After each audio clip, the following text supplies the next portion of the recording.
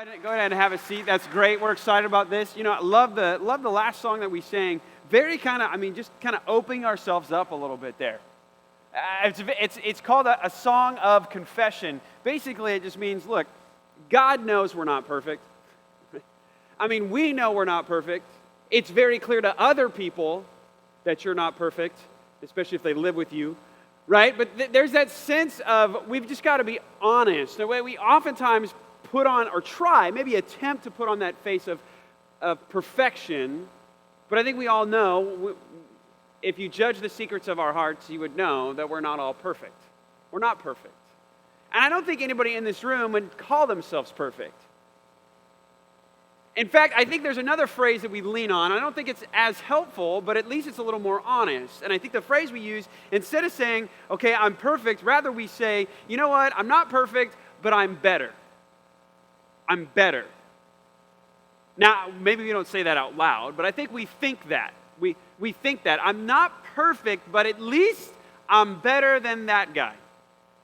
Now, I think this started for all of us in elementary school.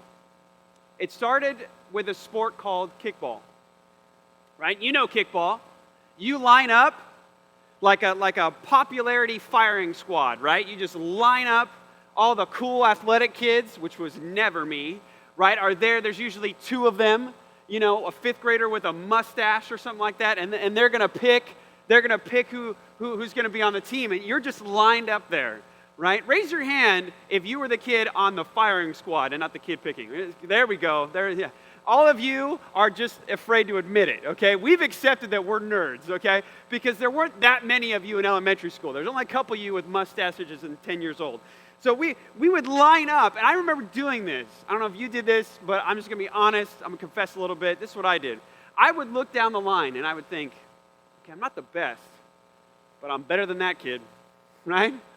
Right? I'm not the best, but that kid with the cast from dodgeball injury last week, I'm better than that kid. I think that kid still has like the remnants of a pink eye infection, and there's crust on his eye still, so his vision is now impaired. I know I'm better than that kid who has limited mobility and impaired vision. There's no way I'm going to be the last one called. That guy's going last. Now I know you're thinking, Pastor, sinner. Amen. Amen. We just sang the song, God knows the secrets of my heart. He knows my heart in kickball. Okay, but I think we do this as adults. I think we grow up, and maybe we don't say it, and yet we're not on the line when it comes to kickball, but we do this, I think, spiritually. Spiritually, I think we do this. We say, okay, I'm not perfect, but I'm at least better than that guy. We can take God's rules, God's instructions, God's law for our life, God's plan for our life, and we can take it and hold it and say, okay, you know what?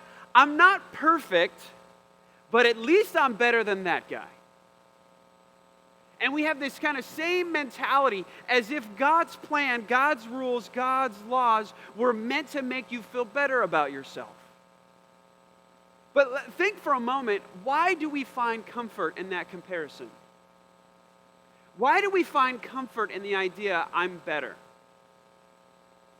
Really, it seems like a futile effort. Think about it.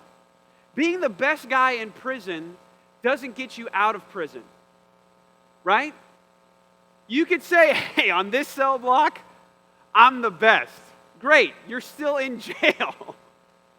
And I think what we've done, and I gotta be honest with you, I'm guilty of this too. I think what we've done at times is we've put ourselves in a very privileged status saying, look, I've got God's book. I've got God's rules. I've got God's laws. I've got His plan. And yeah, I don't do it perfectly, but at least I have it. And because I have it, I'm better. We think the law was given to us to make us feel better about ourselves or feel better than everybody else. And that's not why God gave His rules. That's not why God gave His laws. That's not why God gave us His plan. God's rules, God's laws were never given so you could feel good about yourself. God's rules, God's plan, God's law was never given so you would feel better than somebody else. God gave us His rules, His laws, His plan. Why? not to show us how to succeed or to be better, but rather to show us our need. I want you to take the pen out of the seat back in front of you, and I want you to find your spot in your bulletin. If you open up there, you're going to see room for notes. You're going to see scripture passages in there. We're going to cover a small passage in Romans this morning as we walk through our series. On the insert there, on the inside, you see questions. These are questions for you just for further study. On the back side, you see room for notes. In the middle of the page there, it says big idea. This is the one thing I want you to write down if you only write down one thing, and that's this. And I think it's the main point of Paul in Romans chapter 2, the section that we're in. The law shows need, not how to succeed. The law shows need, not how to succeed. See, I think we've missed the primary purpose of God's instructions. I think we've missed the primary purpose of God's law. If you ask yourself the question just right now in the silence of your own head, I'm not going to make you raise your hand or do anything like that.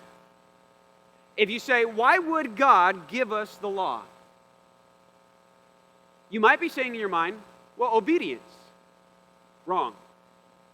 God's primary purpose in giving the law was not your obedience. It was your confession. God's primary purpose in giving the law was not for your obedience. Rather, it was to produce in you a confession. Now, does God want us to obey His laws? Yes, absolutely. But that is not the primary purpose. In fact, that's the second step, the second end, if you will.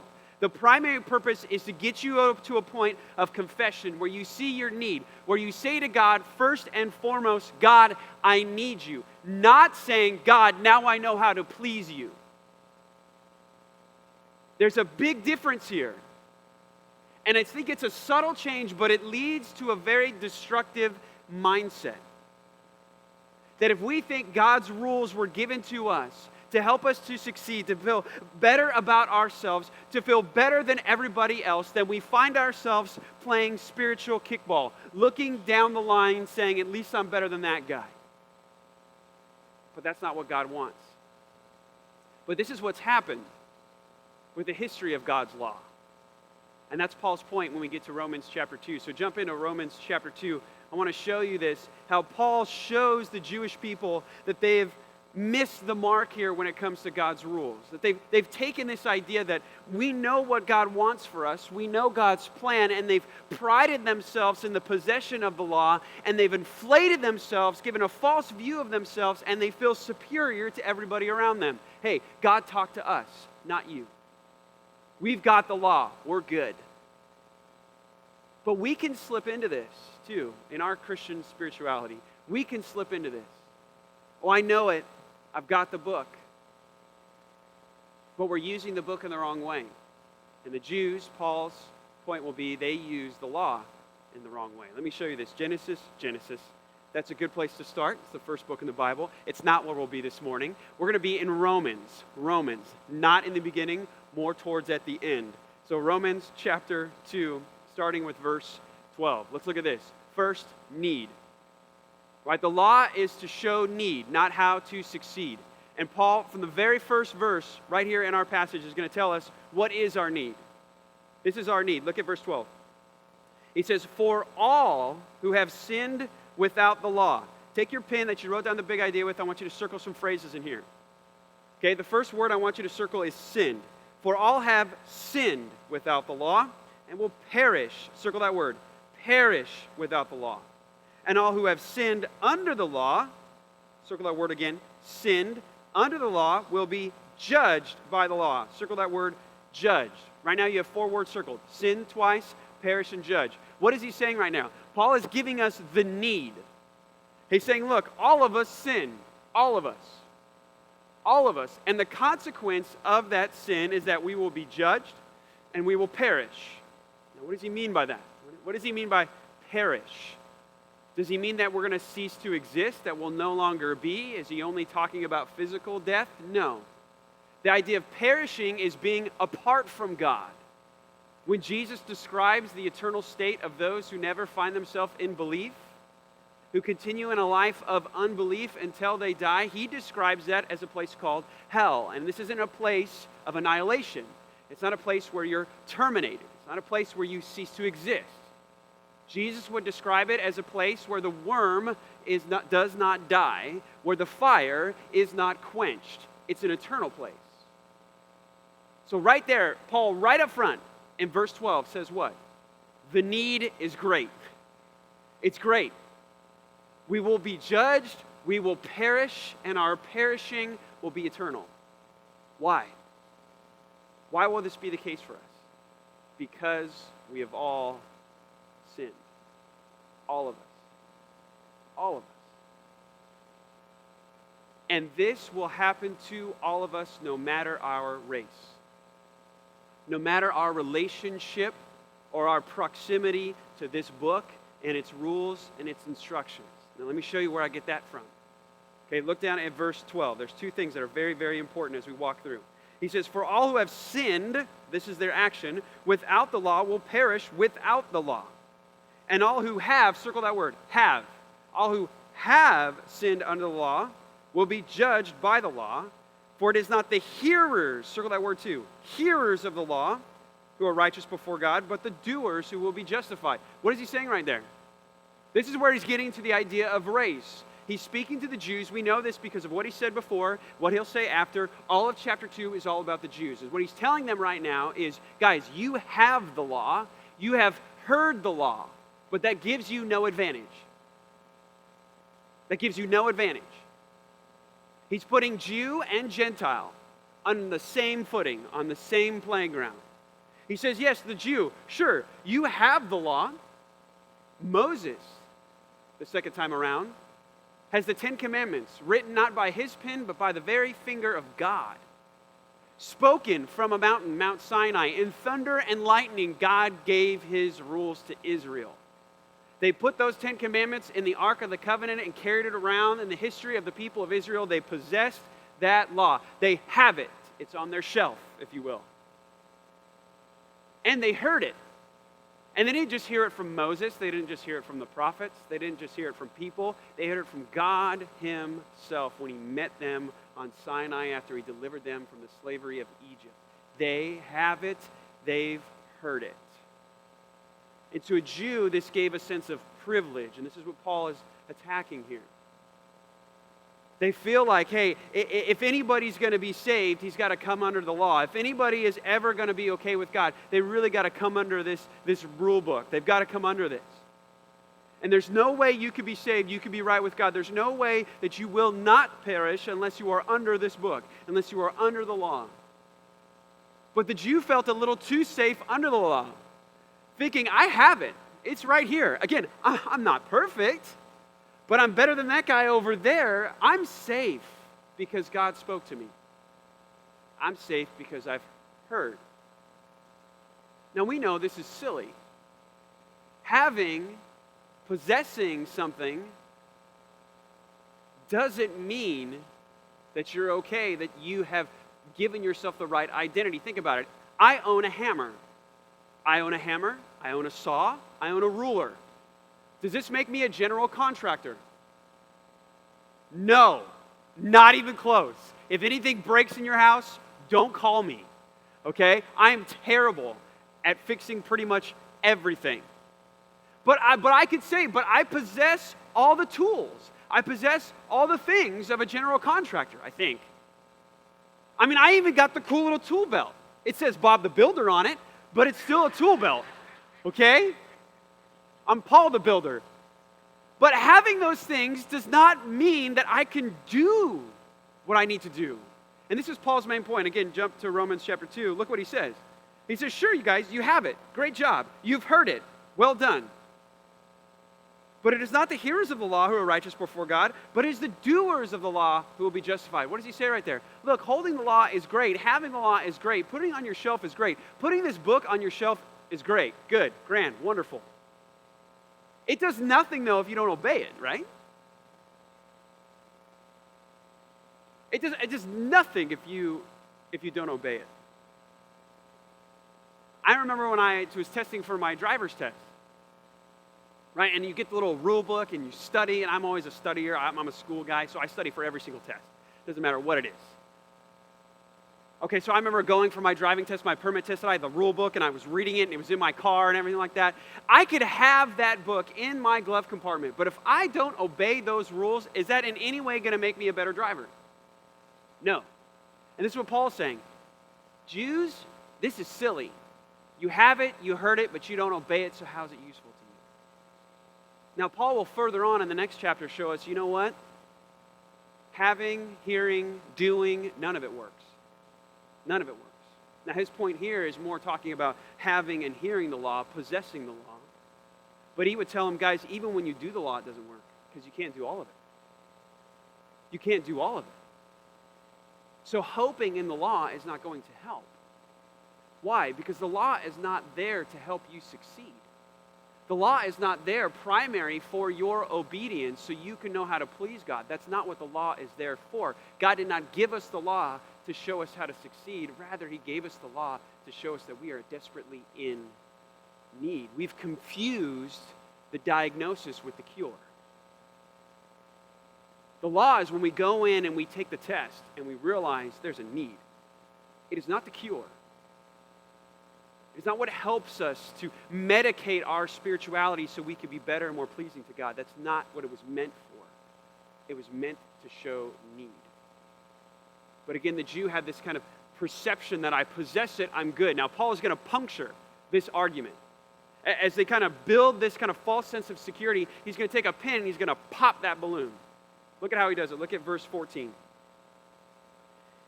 They are thinking, I have it, I hear it, I'm good. Paul says this.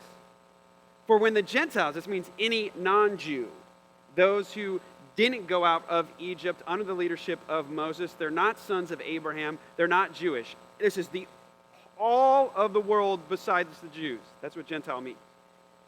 For when Gentiles who do not have the law, meaning they don't have the law of Moses, they don't have the 10 Commandments in the Ark of the Covenant, they don't possess the physical law. He says this, by nature do what the law requires, they are a law to themselves, even though they do not have the law. What is he doing right there? He just took all the ground underneath their argument. They were standing basically on the stage saying, I'm good, I'm safe, I'm secure, I have the law, I hear it every single week. Jews were religious about Sabbath observance. Every Saturday I'm coming, right? Just as religious as I am, every Saturday I'm watching college football. Well, when it's on. So too with them. Every Sabbath they're going, and they're hearing Moses read, and they think this makes them safe. And Paul is saying, guys, that doesn't work. You know why that doesn't work? Because they heard it too. So he just takes the whole ground of their argument away. No, God thinks we're special. God picked us. God shook the mountain in front of our ancestors. God called Abraham out of the land that he was in, worshiping the sun, and said, I'm going to make you into a great people. That's us. And Paul is saying, that's not going to work. Because as much as, yes, you have the law and you've seen things from God, his whole argument in Romans chapter 1 and Romans chapter 2 is what? God has shown them stuff too. God has shown himself to the entire globe in his creation. God has shown his attributes in what he has made. He is a skillful painter, and he has painted the universe, and everybody sees it and knows somebody created this. And not only just outside of them, but inside of them, he says there is a law, there is a moral compass inside of you. And then he goes a little bit further, maybe he kind of digs the knife in a little bit. He says, you know what? Even these Gentiles, they do it. Do you see what he said there in verse 14? He says, for the Gentiles who do not have the law, by nature do what the law requires. He just told the Jew over here, you have it, you hear it, but you don't do it. You know what? These guys have it too. They've heard it. They hear it in their conscience. You know what they do? They actually do it. What is he saying there? There are some people who don't believe that are better than you. That's what he's saying. What does that mean for even Christians? There are a lot of people who aren't Christian who are better people than you. That's what he's saying right there. Hey, look, they do some of these practices. They do some good. See, we get very elitist, very superior because of our proximity to this book, because of our proximity to God. And we think this elevates our status and makes us better. But Paul is saying, no, that doesn't work. That's not what the law was for. And even then, obedience happens outside of these walls. Sometimes even better. Now, is Paul going to say that these people who do the law, that kind of follow their conscience, if you will, who follow the law inside of them, who are hearing God speaking inside of them, is he saying that they're going to be okay? Is he saying it's the Jew who's going to perish, but the Gentile will be safe as long as he just does well with what God has given him? No, that's not Paul's point. Verse 12 was what? We all sin. With or without the law, we all sin. Whether it's the law we heard from Moses or the law we hear from our conscience, we all sin, we'll all be judged, we will all perish. That's Paul's point. This is not, if I follow the good in me, I'll be okay. I do good, I'm all good. That's not his point. Look down at the rest of the verse 15. He speaks to the Gentile again. They show the works of the law is written on their hearts, while their conscience also bears witness, and their conflicting thoughts accuse and excuse them. What is he showing us there? Again, the law is written on their heart. That means the norm, the standard. Think of the 10 Commandments is right there. Bam, on your heart. And then your conscience is kind of like the moral policeman. He sees the rules, he sees the law, and when you break the law, he blows the whistle. He blows the whistle and says, no, ticket. I mean, we know this. We've made cartoons about this. You get the little devil on this side, right? You get the little angel on this side. And this guy tells you, don't do it. This guy tells you, do it. This is the conscience. Now, this to me is just kind of fascinating to think about. Just stop for a moment. Think about how fascinating it is that all of us know we ought to be better. Doesn't that strike you as strange? I mean, if there's no God, and everything is just here by chance, the collision of chemicals and great circumstances collided to make you. If we are just a cosmic biological accident, why on earth do we all have in our minds the idea that we should be better?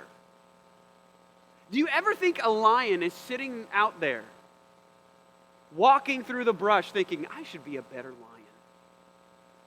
Right? Why is it naturally advantageous for us to be disappointed in ourselves? Why is that? I don't think anybody in this room would say, I am everything I ought to be. Why is that in you? Isn't that strange? I remember when I first became a Christian, the first couple years, I was reading everything that I could. And this is one of those things that just always puzzled me. If God's not real, then why do I care about right and wrong? And why do I have this impulse to be better? It seems to me if naturalism were true, if everything was just a cosmic accident, that there is no mind that made all of this, then it seems like all I would want to do is what I want to do. That I would just seek to fill my desires. If I look at the animal kingdom, that's what they do. Do what you want to do. Follow impulse. Why on earth would I develop this thing called a conscience that makes me feel guilty? The Bible's explanation for that is because God has written the law on your heart. He's put it right there. And look what it says. Look down at this verse. Very, very important, very small word, but very important word. Because the idea is this conscience going to liberate you? Is it going to save you? If you follow it, will you be okay? Verse 12 says, no, what? We will all have sinned. We've all fallen short of what we ought to be, this idea of what we ought to do. We all fall short of it. We'll be judged and we'll be perished. And this Paul gets back to this very same point. Verse 15. They show that the works of the law is written on their hearts, while their conscience also witnesses, and their conflicting thoughts accuse. Circle this word. Or even. Circle that word. Even. Okay, if you're a grammarian, that's a concessive particle. If you know what that means, you're a nerd. You're the ones that raised your hand and said, I'm not there before. What is he doing here? He's basically saying, this is the case. This is the majority case over here, even though this happens right here. And what does he say the majority case is? What do our thoughts do? Do they defend or accuse? They accuse. They accuse. Now he's saying, But sometimes they defend us. Sometimes they say, good job, great choice. What he's saying is, no, but majority of the time, we fall short and we know it. We know we should have done more. We know we should have said those words to our spouse. We know we shouldn't act that way to our boss. We know we should have said that to our brothers, to our sisters. We know we shouldn't have cut that person off on the 405. We know we should have tipped a little bit more, even though the food wasn't cooked the way we wanted it to be. We know we should have done better. And we get this conflicting conscience, this accusation that comes out in us. Paul's using a legal term here. It's like a prosecuting attorney is inside of your head. And he's saying, sorry, you didn't meet the standard. And Paul says in verse 16, this will culminate. This moral compass that's in your head that's telling you you're not doing what's right. It'll culminate to the final climactic moment of the judgment of God. Look at verse 16. It says, on that day, according to my gospel, God judges the secrets of man. That's the song we sang.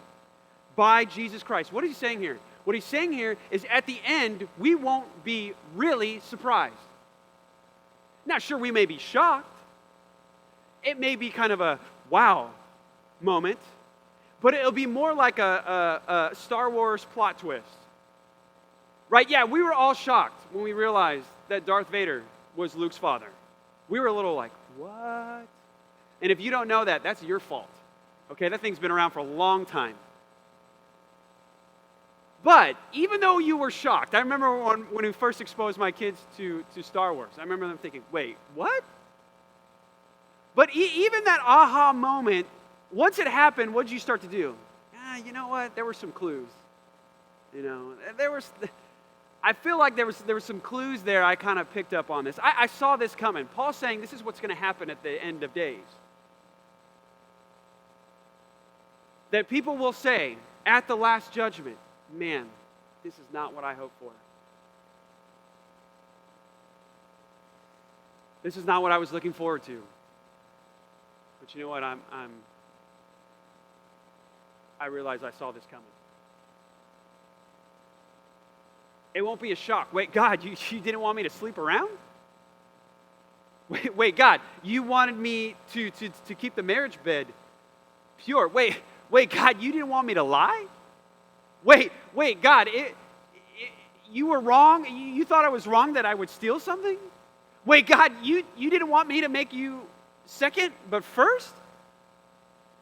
I think even saying those things even coming out of my mouth, we already know that compass inside of you, right? That lawyer inside of you saying, no, the policeman is blowing his whistle. You know. And on that final day, you will know for certain what you have suspected for a while. We all have a need. That's what the law shows.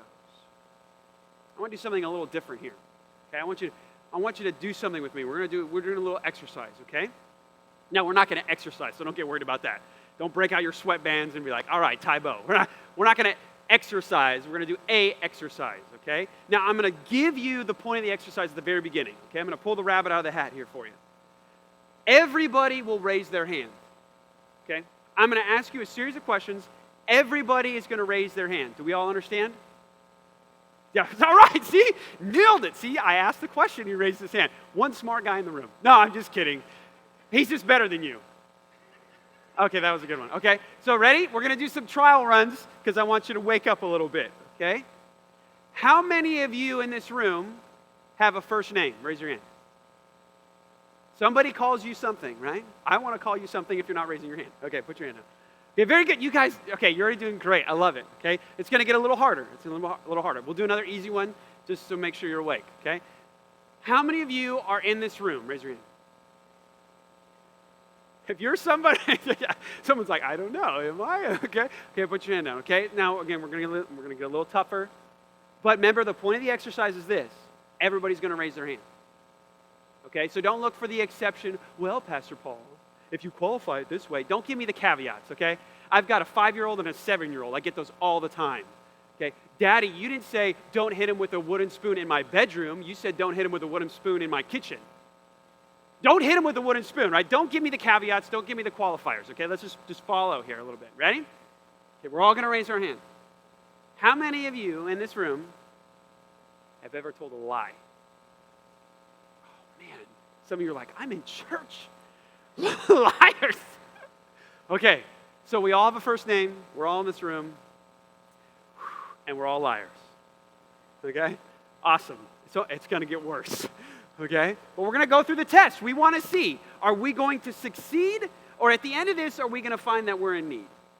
What are we going to find out? Are we going to find that we're going to feel better about ourselves? We're going to feel better than everybody else? We're going to find that we succeed? Or are we going to realize, you know what, as a parent, we're all in need? Okay, next question. Have you ever stolen anything, irregardless of its value? Now, here's my caveat. Napster counts. If you've stolen a song, yeah, you're all like, oh, really? I was safe. No, I got you. LimeWire, Napster. You ever taken anything, irregardless of its value? Raise your hand. Oh, man, where's my wallet? Right? Okay. All right. So we all have a first name. We're all in this room. We're all liars, and we're all thieves. All right. Now this one, I had to massage it a little bit because I'm thinking to myself, okay, what if there's like a 20-something-year-old guy and he came to church with his grandma? Okay, so I'm going to be a little safe for you. So if that's you, that's your story. Okay, this is me being nice to you. So I'm going to take two questions, I'm going to cram them together. Okay, I'm going to take two questions and cram them together just so lunch isn't weird with grandma. Okay? I'm going to do that for you. You're welcome. Okay? All right, so I'm going to ask two questions. I'm going to put an or there, and then we're going to raise our hands. So wait for the full thing to come out, okay? How many of you in this room have ever been angry with somebody or lusted after somebody? Raise your hand. Okay, I'm not telling you which one's which. You don't got to tell grandma which one's which. That's between you and grandma. Okay, so put your hand down. So that means we all have a first name. We're all in this room. We're all liars. We're all thieves. We're all murderers and adulterers at heart. That's how Jesus defines when you're angry in your heart. He says it's like you've committed murder. And Jesus said that if you look lustfully, that you've committed adultery in your heart. We're not doing so good, right? Okay, let me give you one more. How many of you in this room have ever put God in second place or lower in your life? Okay, so that means, put your hand down. That means we all have a first name, we're all in this room, we're all liars, we're all thieves, we're all adulterers and murderers at heart, and we're all idolaters. Who wants to keep going? I feel like I'm not raising my hand this time. Thank you. He was like, he passed the test. We're not doing so good. That's 6 out of 10 commandments. 6 out of 10 commandments. And all of us have broken one of them, all of them that we've listed. And we could keep going and we'll just find that we fall short. What does the law show us? How to succeed or that we have need? Last question. I promise this is the last one.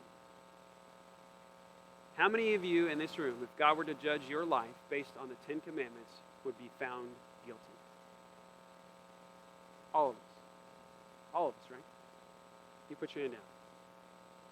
All of us need God's forgiveness. All of us. Everybody in this room. And God provided that forgiveness in Jesus Christ. That's why he gave us the law. He gave us the law because he wanted us to know, I need help. He wanted us to confess. Does he want us to obey? Yes. But it's confession, then it's obedience. It's, I need your forgiveness, God. Forgive me. Lord, I have a need. I have sinned. I will be judged. I will perish. I am guilty. Rescue me. That's God's point in giving that book.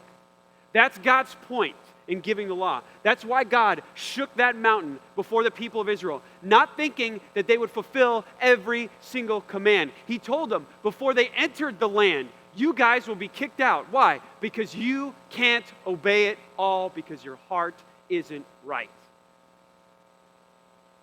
They went into the building of a kingdom knowing it would fall. Why? God was giving them a visual. You need me. We all need his forgiveness. God provided that forgiveness in Jesus Christ, but that forgiveness is not automatic. It just doesn't fall in your lap, fall out of heaven, and hey, I'm saved, I'm good, I'm rescued. We accept that forgiveness in faith. And if you have never done that before, if you have never said, okay, God, I need you, I confess, God, forgive me. If you have never done that, you can do that today. You can make that decision today. It looks very simple like this. It's a radical decision, a decision that will change your life forever. It's a decision I made April 4th, 1997. My life has never been the same since then. So don't take the decision lightly. But if you see that you have need, you realize that God has provided that forgiveness, I ask you, I charge you to think, consider accepting his forgiveness today. And this is what it looks like. The Bible says in Romans 10:9, if you confess with your mouth that Jesus is Lord, and you believe in your heart that God raised him from the dead, you'll be saved. You'll be rescued. You won't perish at the end. Do that today. Confess him today. Say, Jesus, you're the boss. You're Lord. That's what that means. Jesus, you just take over. My life is your life. Just here. Just take it. I'm following you.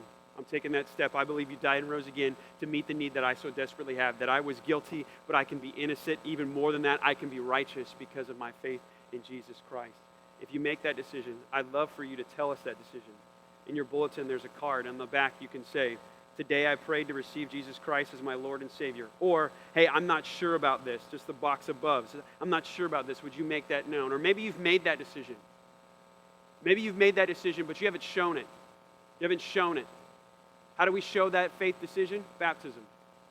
The Bible describes our first step of obedience as a Christian is to be baptized, to publicly profess the faith that's in here, to show people, this is what I believe. If you want to get baptized, you want to show your obedience, you want to show that you have faith, but check that box that says, I want to get baptized. You can take that card, you can give it to me at the information center, you can put it in the black boxes with the blue signs. Now, maybe you already are a follower of Jesus Christ. I want to ask you a question. Are you a good neighbor? I know, the State Farm jingle just went off in your head, right? Like a good neighbor, State Farm is... Did it for anybody else? Or am I the only ADD person in the room? Okay, Ron and I totally committed here. Okay, now, I'm asking you this question. Are you a good neighbor? You may say, yes, Paul. If my neighbor needs a cup of sugar and asks for a cup of sugar, I'm going to give him a cup of sugar. Okay, great. But your neighbor has a greater need than a cup of sugar. Your neighbor has the same need that you have. And that is, we're all perishing. All of us. Now you may say, okay, Paul, but unlike the cup of sugar, he doesn't know he needs it, and he has never asked me about it. Like if he comes up, if my neighbor knocks on my door, hey, Paul, who's Jesus? Can you tell me how to be saved? That would be awesome. But you maybe say, okay, I'm a good neighbor. If he ever asked me, surely I would give it to him, just like the cup of sugar. I'm not going to knock on the door. Do you need a cup of sugar? I'm not going to do that. So I'm not going to knock on the door and say, do you need Jesus?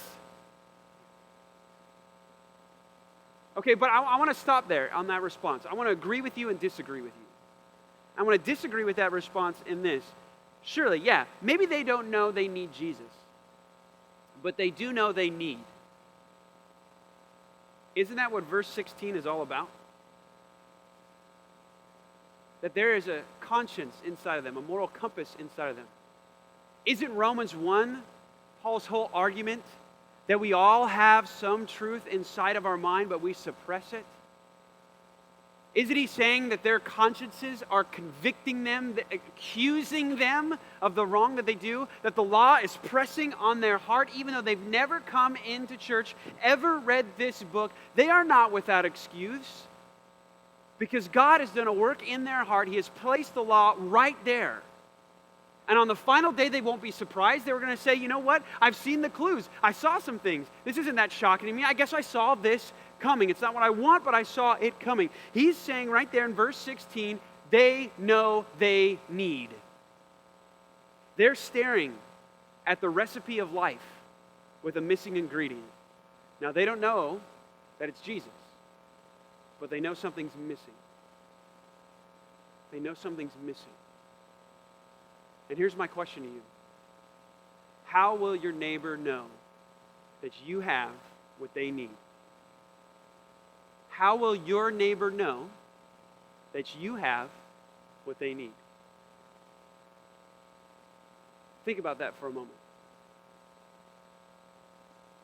How will your neighbor know that you have what they need? They won't know that you have it until they know you. And that's why, over the summer, we want you to know your neighbors. We want you to meet your neighbors. And we are giving everything to you for you to meet your neighbors besides the meat. So we're not giving you the meat to meet, but we're giving everything. There's that ADD again, right? We are giving everything to you. Everything. If you sign up in your bulletin right here, on the back side, you have that great fish graphic there. If on the back side here, it says, hey, I want to know, I'm interested in hosting a neighborhood barbecue. Very simple, very easy. We're going to give you absolutely everything. We're going to give you invitations. We're going to give you coloring pages. We're going to give you like sauce. You don't have to make your own sauce. We're giving you absolutely everything besides the meat. We're giving you invitations. We're giving you a plan of execution. Here's what I do 2 weeks before my party. Here's what I do a week before my party. We're giving you everything you need to succeed. Everything you need so your neighbor can know you, so they know where to go when they realize that they're missing something in their life. Because they won't know that you have what they need until they know you. Well, here's how they're going to know you. Right here. Right here. Here's our challenge. Is we want 50 of these to be given out and those barbecues to happen before Labor Day. So we've got time all the way to September. I think that's when Labor Day is. 50 barbecues. 50 barbecues. How will your neighbor know that you have what they need until they know you? They won't. They won't. Sign up. Everything's in the bag. Everything given to you. Everything right there for you. You can sign up, give it to the Information Center, or the black boxes with the blue sign.